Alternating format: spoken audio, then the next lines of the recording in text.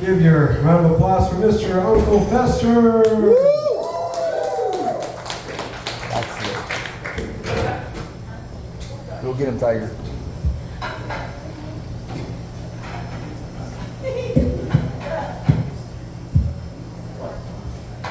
Sorry, technical problems.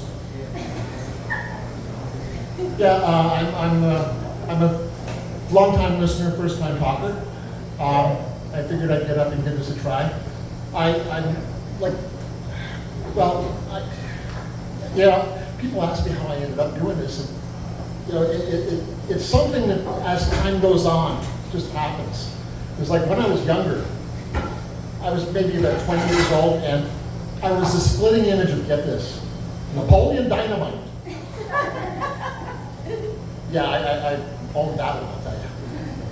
But then when I got to about 40, I was a splitting image of Mark McGuire, the baseball player. Went to the gym, everything was going, and I said, oh, right, I got a life in front of me. Yeah, not so much. But, hey, we get what we get.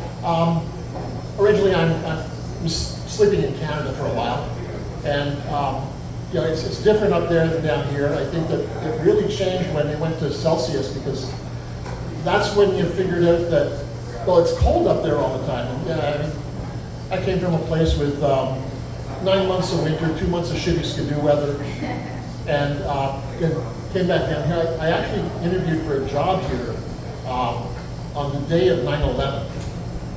And I was in the middle of a telephone interview for this, and all of a sudden they just hung up on me.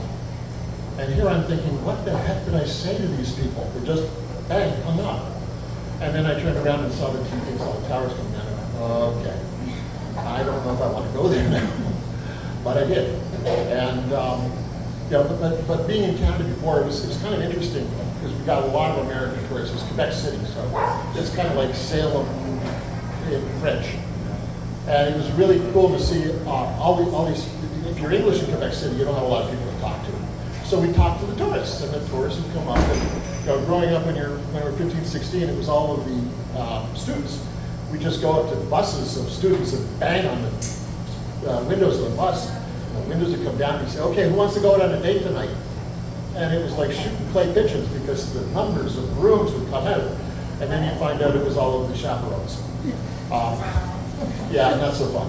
But what was really kind of cool was like July days, and you're in old Quebec, and there's a car coming down, and you can spot where the American family would come in, because it's July. It's about 92 degrees out there. And here comes the car with a roof rack and 4 pairs of skis on it, and winter coats in it, and they're looking for the ski hill.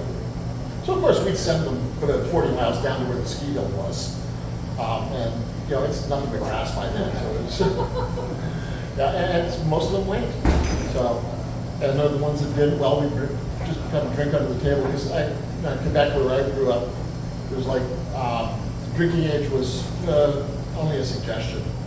So anyways, yeah, that's a short one for tonight, because I'm trying to figure something out though. I mean, I saw this, and I'm like Generation Jones, way outside most of you guys. I'm trying to figure out if I can actually do this. Like, how do you tell jokes and people looking at your phone? It's like you're waiting for another message. I don't get it. So, oh yeah. Okay. Well, I got a call. Thank you. Uncle Fester. He's a sweetheart.